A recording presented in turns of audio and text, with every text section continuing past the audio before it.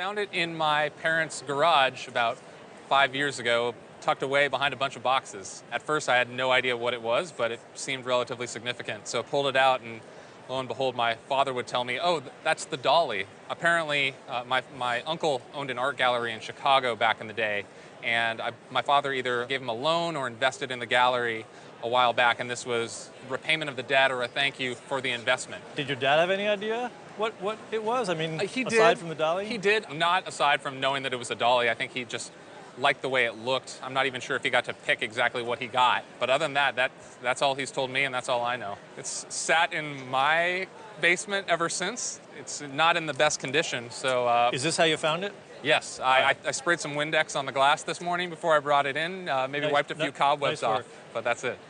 All right, so it's a lithograph by Salvador Dali. Okay.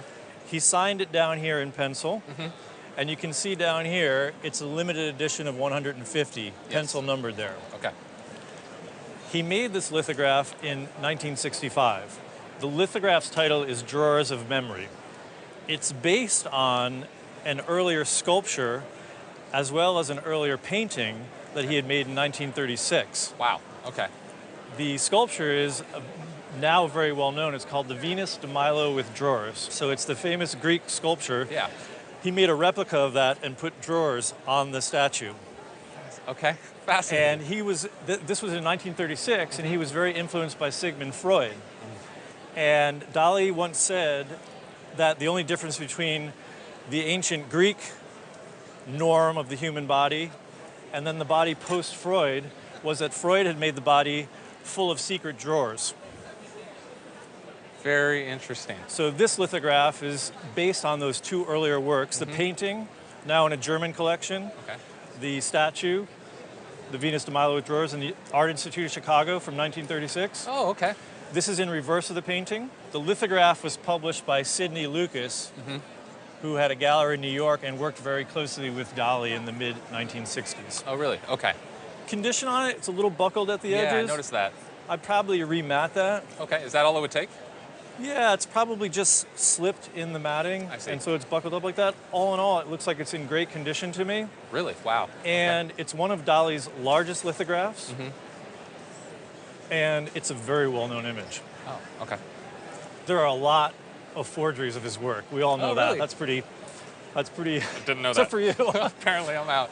Toward the end of his career, publishers making copies of his work, putting signatures on, forging the signatures, forging the works. Lots of red flags with Dali's work, but this is surely genuine. Oh. You've never had a value. No, I have no idea. What's your guess? What do you think it's worth? Well, I've heard of Dali before, so I know it's got to be worth something. He's a household but name. I really don't know how much difference in value a print would be versus the original. I would hope like a 1,000 to 2,000 or something like that. Well, only 150 of these were made, so Okay. it's fairly scarce from 1965. I would put a replacement value on this at $30,000. Are you kidding me? Woo! Already. That is more than I expected.